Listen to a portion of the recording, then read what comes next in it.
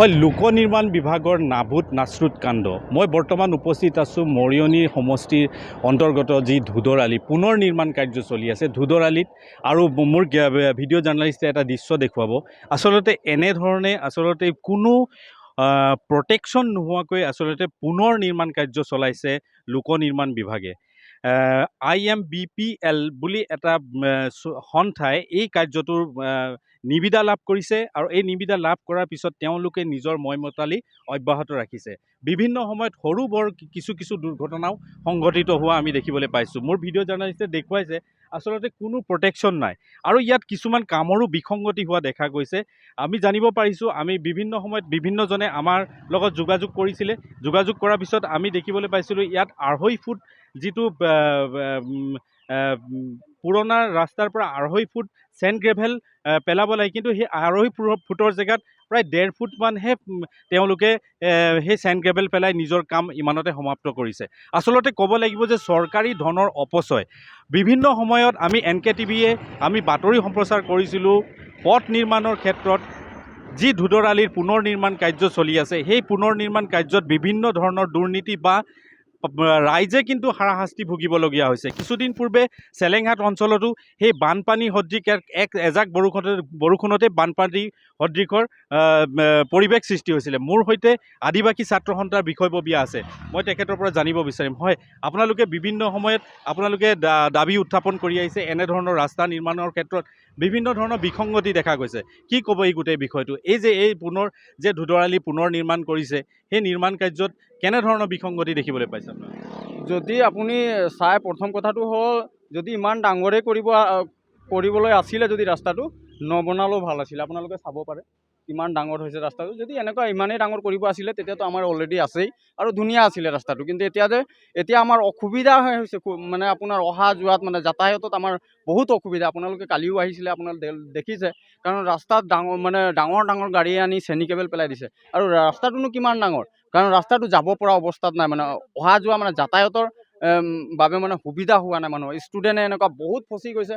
আপোনালোকে দেখিবলৈ পাইছে, চাইকেলত আহিছে বা টমটমত আহে। আমাৰতো ব্যস্ত এটা পথ হয়, কিন্তু তাৰ মাজত আপোনাৰ 1 ঘণ্টা আধা ঘণ্টা ট্ৰাফিক জাম লাগিছে। কাৰণ স্কুলত যদি এক্সামো হৈ আছে, ষ্টুডেণ্টে এক্সাম দিব নোৱাৰে। আৰু আপোনালোকে চাব পাৰে ইয়াত প্ৰটেকশ্যন বুলি একো কথাই নাই ইয়াত। কাম কৰিছে, মাত্ৰ কৰিছে না। ইয়াত বিভাগীয় কৰ্তৃপক্ষৰ পৰা কোনোবা আহিছে না। বিভাগীয় কৰ্তৃপক্ষক যদি ক'ৰবাত বিচৰা হয় কথা পাতিম বুলি, যে কিমান ডাঙৰ হ'ব লাগে বা কিমান বহল হ'ব ৰাস্তাটো, যদি আমি জানিব খোজোঁ সচেতন নাগৰিক হিচাপে, তো ইয়াত আমি কাকো দেখি পোৱা নাই। বা আমি কাক সুধিম প্ৰশ্ন, তেওঁবিলাকক যদি সুধোঁ তেতিয়া ইয়াত কোনো নাই বুলি কৈ দিয়ে। আৰু আপোনালোকে দেখিবলৈ পাইছে কালি যেনেকুৱা জাম লাগিছে। কালি যদি এটা ভগৱান নকৰক যদি এক্সিডেণ্ট হৈ যায়, তাৰ দায়ী কোন হ'ব? ঠিকাদাৰ হ'ব নে চৰকাৰ হ'ব? তো গতিকে আমি সদৌ অসম আদিবাসী ছাত্ৰ সন্থা দাবী জনাইছোঁ প্ৰটেকশ্যন, লগতে ট্ৰাফিক ক্লিয়াৰ কৰি যাতে সকলো কামবিলাক কৰে। অন্যথা আদিবাসী ছাত্ৰ সন্থা কালিৰ পৰা কাম বন্ধ কৰিম বুলি মই ইয়াতে কৈছোঁ। আৰু আমাৰ দৰকাৰ হ'লে আমাৰ যিমান আদিবাসী ছাত্ৰ সন্থাৰ কৰ্মী আছে, তেওঁবিলাকে ওলাই আহি কালি কাম বন্ধ কৰিব, যদি সিহঁতে প্ৰটেকশ্যনৰ ব্যৱস্থা নকৰে আৰু ট্ৰাফিক যদি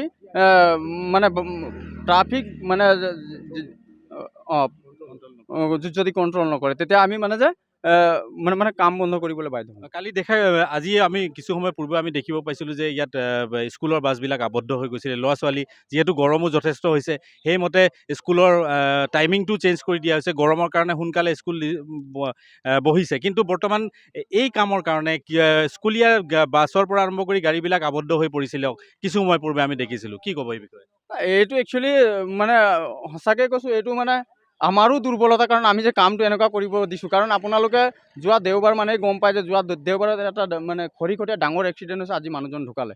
তো দুখ কাৰ হয়? এতিয়া দায়ী কোন হ'ব? মোৰ প্ৰশ্ন, চৰকাৰ হ'ব নে ঠিকাদাৰে হ'ব?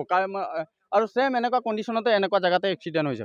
আৰু বিশেষকৈ আজিও ৰাতিপুৱা মাইকী মানুহ এজনী ৰাস্তাত পৰিছে, কাৰণ ইয়াত তেনেকুৱা ব্যৱস্থা নাই। আপোনালোকে চাওক, কাৰণ ইয়াত যদি এটা লাইনত গাড়ী অহা যোৱা কৰে, ডাঙৰ এক্সিডেণ্ট হ'বলৈ যে চান্স আছে। গতিকে আমি দাবী জনাওঁ যে অতি শীঘ্ৰে প্ৰটেকশ্যন, লগতে এইবোৰ ব্যৱস্থা কৰাৰ পাছতহে কাম কৰক। হয়, আচলতে তেখেতসকলে এক হুংকাৰ প্ৰদান কৰিছে। যদি তেখেতসকলে এই যিখিনি আচলতে দুৰ্ঘটনা সংঘটিত হৈছে, এই দুৰ্ঘটনা আচলতে প্ৰটেকশ্যন নোহোৱাৰ কাৰণে দুৰ্ঘটনা সংঘটিত হৈছে। আৰু এই দুৰ্ঘটনাৰ ফলত তেখেতসকলে যদি এনেধৰণে যদি নিৰ্মাণকাৰী সংস্থাই যদি এই সকলো ধৰণৰ নিয়ম নীতি মানি নচলে, তেনেহ'লে আদিবাসী ছাত্ৰ সন্থাই এই নিৰ্মাণ যি কাৰ্য চলি আছে, এই কাৰ্য বন্ধ কৰি দিয়াৰ এক হুংকাৰ প্ৰদান কৰিছে। হয়, মৰণিৰ পৰা কলল লেবৰ ৰিপৰ্ট, NKTV+।